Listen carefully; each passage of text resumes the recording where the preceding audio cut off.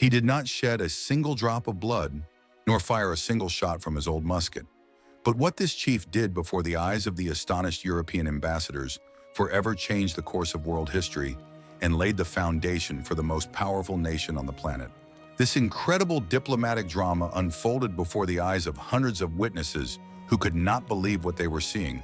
For decades, official historians tried to conceal this fact, attributing it all to mere coincidences and common fantasies. But what really happened on that cold day on the banks of the Susquehanna River, when the fate of the future United States hung in the balance?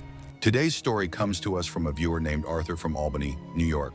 He writes, "Dear friend, I have lived in New York State for many years and often come across references to the fact that the founding fathers of the United States did not create their Constitution from scratch. My great-grandfather claimed that they simply copied the ancient laws of the Native Americans who lived on these lands long before the arrival of white people." Well, Arthur, thank you so much for this amazing tip for our new historical investigation. I can say with confidence that reality turned out to be far more exciting than any official school textbook. So buckle up, folks. We're setting off on a very long and incredible journey through time. Our story takes us back to the distant year of 1744, to the thriving settlement of Lancaster, Pennsylvania. In those days, this land was a wild, dangerous, and virtually unexplored frontier where European colonists came face to face with the harsh world of America's indigenous peoples on a daily basis. By all accounts, life on this frontier demanded extreme vigilance and incredible diplomatic skill from everyone. Dense, centuries-old forests concealed hundreds of trails traveled by both warlike tribes and desperate white hunters and trappers. It was here, at the junction of two completely different worlds, that the fate of an entire continent was being decided. The main character of our story today is a young, ambitious, and extremely curious printer named Benjamin Franklin. At the time, Benjamin was 38 years old. He was of sturdy build, wore simple woolen coats, and possessed a lively, sharp mind. The residents of Philadelphia respected him for publishing a popular newspaper and for his constant desire to improve the lives of ordinary townspeople. In his small wooden house, he conducted physics experiments, read books, and pondered the future of the scattered English colonies. It seems to me that there was no one in all of Pennsylvania who dreamed so passionately of uniting these wild lands. Franklin owned a modest printing shop where he printed not only the colony's laws but also various treaties with Native American tribes. His daily life was simple and orderly. In the morning, he ate plain oatmeal and then spent the whole day at the printing press, which smelled of fresh ink and cheap paper glue. He crafted simple furniture for his family, and in his spare time, he liked to sit by the fireplace, studying the languages of the local tribes. At that time, the colonists lived in constant fear of a French invasion and raids by hostile Native Americans on remote farms. It was the harsh world of the frontier, where a new pair of leather boots was considered a luxury, and a life was valued less than a good hunting rifle. Unfortunately, in the 1740s, the scattered English colonies were on the brink of total disaster due to internal disputes and external threats. Each province lived by its own laws, had its own currency, and flatly refused to help its neighbors in the event of a military threat. Benjamin Franklin, as a far-sighted politician, understood perfectly well that without a united alliance, they would become easy prey for the French crown. He began searching for examples of successful federations in the ancient history of Europe, but found only tales of tyranny and collapsed empires. And so his gaze turned north, where a powerful and mysterious alliance of 6 Native American tribes had been thriving for several centuries. The Iroquois Confederacy, or the Haudenosaunee, was a unique political entity stretching across vast territories from the Great Lakes to the Hudson River. The Mohawk, Oneida, Onondaga, Cayuga, Seneca, and Tuscarora tribes once waged endless bloody wars against one another, burning settlements and mercilessly slaughtering women and children. But long before the arrival of the Europeans, the great prophet Daganoweda brought them the great law of peace, which put an end to these internecine conflicts forever. They buried their weapons beneath the sacred white pine tree and established a single council to govern their vast forest empire. This remarkable system of governance allowed them to maintain peace within the Confederacy and successfully repel any external threats. The colonists had little time to study Native American culture, as most settlers regarded the indigenous people as mere savages. Franklin's neighbors were skeptical of his interest in tribal life, preferring to resolve issues through force of arms and deception when purchasing land. But Benjamin continued to gather information, interacting with interpreters, fur traders, and the rare Native American delegations that visited Philadelphia. Every scrap of information about the great law of the world reinforced his belief that there was much to learn from these people. For the inquisitive mind of a printer, it was absolutely impossible to ignore such a perfect system of government. In the summer of 1744, he set out for Lancaster to personally witness the signing of an important treaty between the colonists and the leaders of the Confederacy. The route led through boggy swamps and dense thickets, where the wagons frequently got stuck in deep ruts. Franklin took with him only paper, ink, a traveling cloak, and a few silver coins to pay for lodging at roadside inns. He wanted to see with his own eyes how this mysterious council, about which so many incredible rumors circulated on the frontier, was organized. It was there, in the dusty square of a provincial town, that his new incredible diplomatic mission was to begin. On June 25, 1744, Benjamin Franklin arrived at the council site, where more than 200 Native American delegates and English officials had gathered.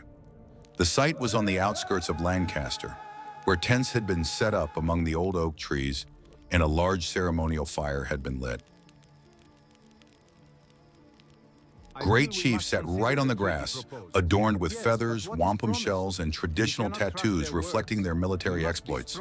The man set his travel bag down on the ground and, for the first time in a long while, felt an incredible thrill at the grandeur of the occasion.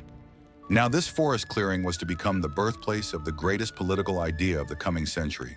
There were only a few hours left before the negotiations began, and Benjamin had to make quite an effort to find a comfortable spot to take notes. With the help of local interpreter Conrad Weiser, he was able to meet the Iroquois' outstanding orders and obtain their permission to record their speeches. Our hero carefully transcribed every word, closely observing the complex procedures of the council and the strict observance of etiquette. Inside the large tent where the main sessions were held, a sacred fire burned, symbolizing the unity and purity of thought of all those gathered. Franklin placed the written sheets into a leather folder, marveling at how respectfully and calmly the Indians conducted their most complex discussions. The first day of negotiations was a true culture shock and revelation for the young printer. When the English officials began arguing over land boundaries, the Iroquois chiefs listened to them with complete, unshakable calm. They did not interrupt the speakers, shout insults, or attempt to use deception to achieve their goals. To express their agreement or disagreement, they used special belts made of wampum shells, which had strictly defined meanings. The chief's behavior stood in stark contrast to the shouting and chaos that reigned in the colonists' provincial assemblies. Benjamin had to transcribe the interpreter's speeches at breakneck speed, trying not to miss a single important detail of this historic event. Any inaccuracy in the translation could lead to the collapse of the treaty and the start of a new bloody war on the Pennsylvania frontier. But the physical strain only spurred his mind, forcing him to delve deeper into the essence of the laws of the Great Peace. He learned to distinguish the symbols on the wampum belts, to understand the gestures of the Native American orders, and to respect their ancient traditions. As the days passed, the humble printer gradually became the chief conduit of Native American political wisdom within the European colonial community. Several years passed, and by 1751, the threat from French troops had become deadly serious for the English colonies. Benjamin Franklin decided to act decisively, publishing his famous call for the unification of all the provinces under a single federal authority. State authorities were skeptical of his plan, pointing out the impossibility of uniting such diverse and mutually hostile colonies. Franklin then turned to the example of the Iroquois, publishing a passionate letter that sparked heated debate among the educated people of the time. It was decided to convene an official Congress in Albany to discuss the possibility of creating a common union modeled on the Native American system. In the summer of 1754, a distinguished Native American delegation arrived in Albany, led by the great Mohawk chief named Canasateg. Seated in the wagon that arrived at the Congress site were important colonial officials who were to conduct these fateful negotiations. First was the Honorable Thomas Hutchinson, a highly respected judge and future governor of Massachusetts, dressed in the latest European fashion. Next came the experienced diplomat William Johnson, who knew the Iroquois language and customs perfectly and enjoyed unquestionable authority among them. They expected to hear simple complaints about traitors, but instead heard a great speech about freedom and unity. The chiefs approached the Congress podium, standing proudly before the assembly of white politicians, and addressed the assembled colonists in a loud voice. Haudenosaunee stepped forward, surveyed the skeptical delegates, and raised his hand smoothly, calling everyone to attention. In his hands, he held the sacred wampum belt, symbolizing the unbreakable bond between all 6 tribes of their ancient confederacy. The meeting hall seemed utterly silent, as if the very walls of the old building were holding their breath in anticipation of the words of this forest sage. Franklin sat in the front row, eagerly catching every word of the great orator and jotting down notes in the margins of his notebook. Chief Haudenosaunee cleared his throat, adjusted his ornate robes, and addressed the assembled representatives of the 13 English colonies directly. Our wise ancestors established a union that makes us strong and protects us from any external enemies, said Haudenosaunee. He slowly scanned the crowd and pointed out the colonists' disunity, which made them vulnerable in the face of a common threat. If we, savages, have been able to form such a strong union, why can't you do the same? The chief asked hoarsely.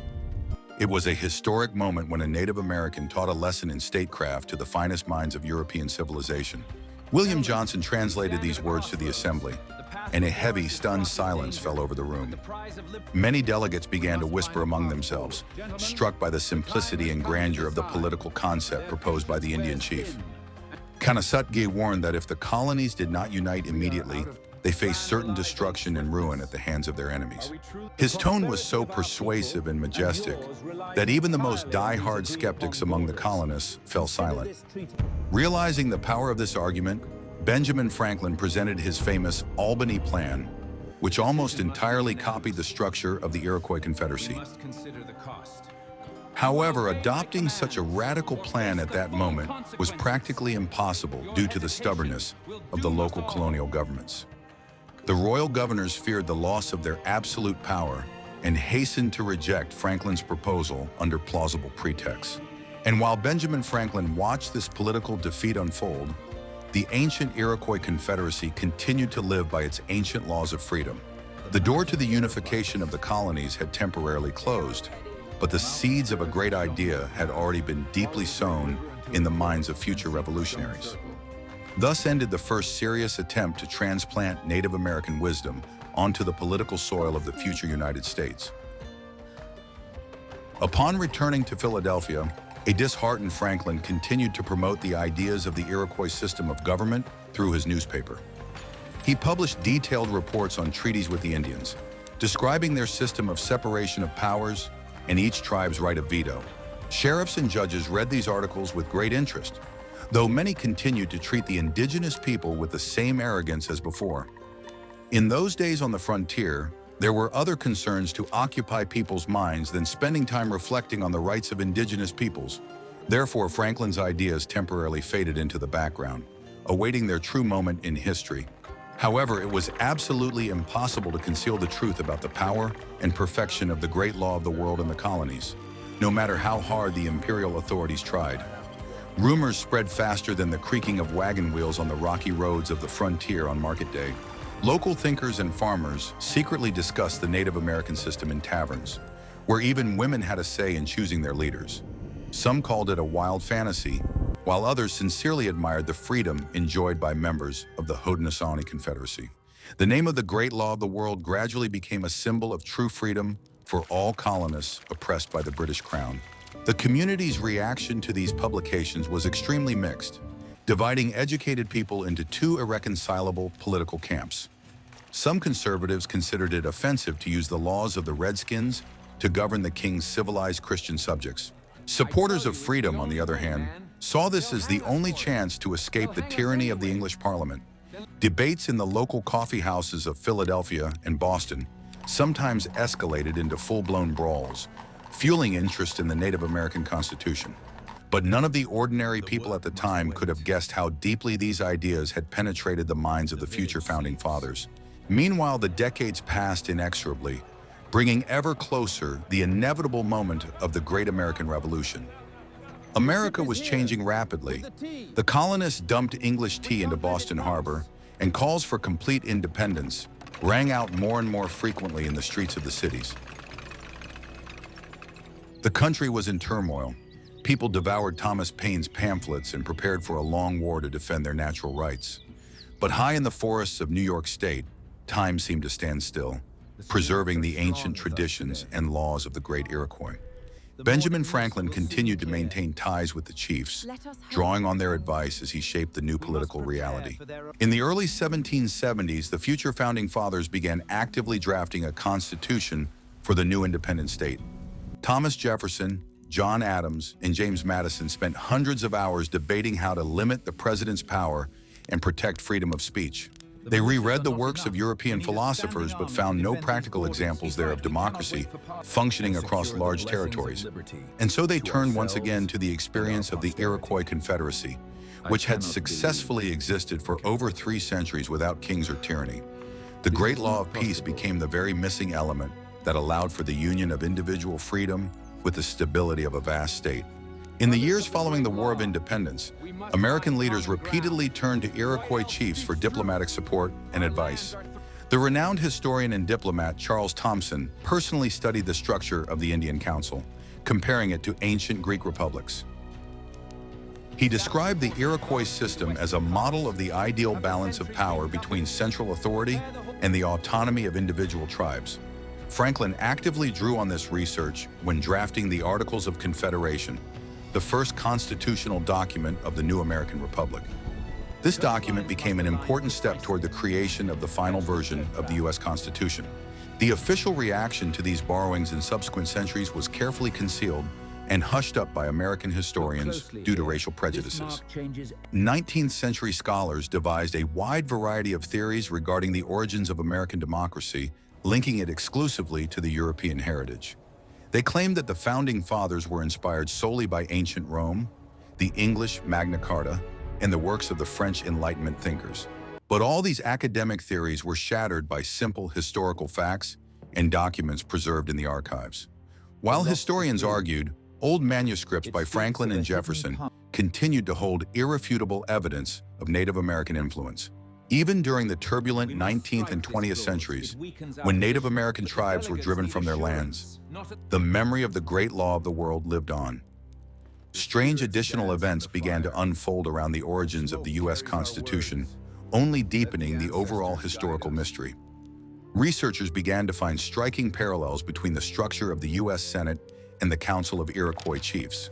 For example, the division of Congress into 2 chambers and the president's veto power had direct parallels in the decision-making procedures of the 6 tribes. Tensions surrounding this issue continued to grow, demanding official recognition of the role of Native Americans in the founding of the United States. This continued until 1988, when the United States Senate finally passed official resolution number 331. In this historic document, the U.S. government publicly acknowledged the Iroquois Confederacy's contribution to the creation of the U.S. Constitution. The silence that had surrounded this topic in academic circles for decades was finally shattered by official government recognition. It became clear that the great political legacy of Native Americans could no longer be ignored or hidden from the public. Historians' 60-year struggle for the truth had reached its just and long-awaited conclusion. Before we explore the specific parallels between the great law of the nation and the U.S. Constitution, let me offer a bit of advice. Give the peace of mind and safety your loved ones deserve with a professional survival kit from our partners at Frontier Gear. This compact backpack contains everything you need for outdoor emergencies, from a reliable fire starter to a warm blanket that can save you in the harshest blizzard. Click the link in the description below to get a special discount for our loyal viewers. Now let's return to our fascinating story and uncover the main secrets of the U.S. Constitution. In the fall of 1787, behind closed doors in Philadelphia, heated sessions of the Constitutional Convention were taking place, where the final text of the country's fundamental law was being drafted. The group of delegates consisted of the most brilliant lawyers, politicians, and military leaders of the young American Republic. They argued until they were hoarse, trying to find a compromise between the interests of the wealthy Southern slaveholders and the free Northern states. Each day of the sessions brought new debates, in which the Founding Fathers constantly referred to the ancient wisdom of the Iroquois. The air crackled with tension as they finally crafted the great document that would shape America's destiny for centuries to come. The final text of the Constitution immediately raised many questions regarding the sources of inspiration for its creators. The door to the meeting hall was closed to the press, and all drafts and personal notes of the delegates were carefully guarded from prying eyes.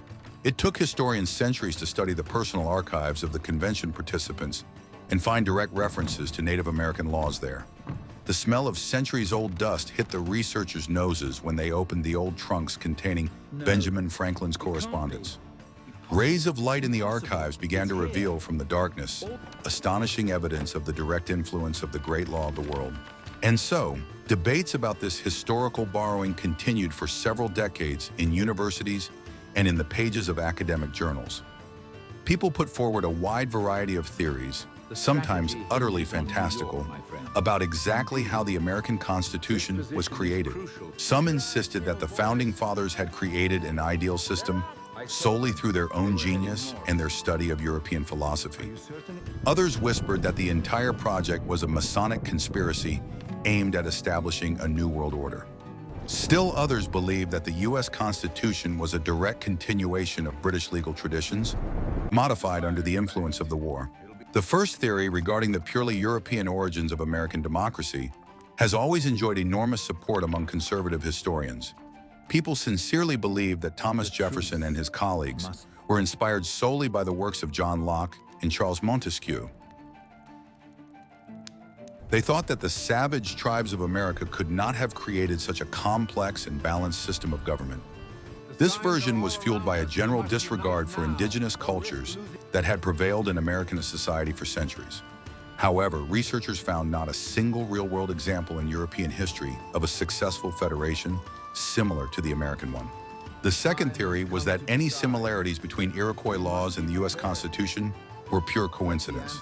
Skeptics argued that the principles of separation of powers and the right of veto are inherent in any democratic process. They expected that a detailed examination of the documents would reveal a complete lack of direct contact between the authors of the Constitution and the Native Americans. Many were afraid to admit that the foundations of the greatest Western democracy had been borrowed from people who had long been considered savages. But Franklin's archives astonished researchers with their candor and abundance of direct references to the laws of the Haudenosaunee. The third most surprising version claimed that the Founding Fathers secretly adopted Iroquois laws to completely sever ties with the European monarchical tradition.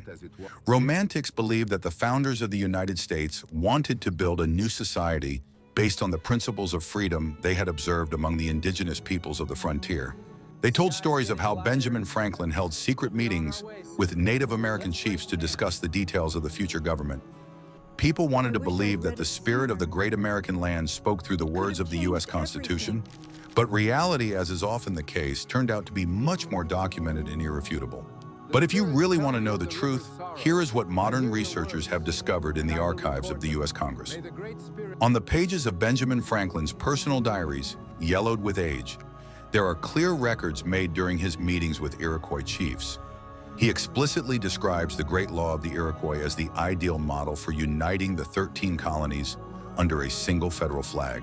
No doubts or ambiguities, only clear admiration for the ancient political system of the Native Americans. And in the margins of the drafts of the U.S. Constitution, written in Jefferson's hand, there are notes referring to the structure of the Native American Council. These notes became a true historical discovery for everyone accustomed to viewing the Iroquois as ordinary nomadic frontier tribes.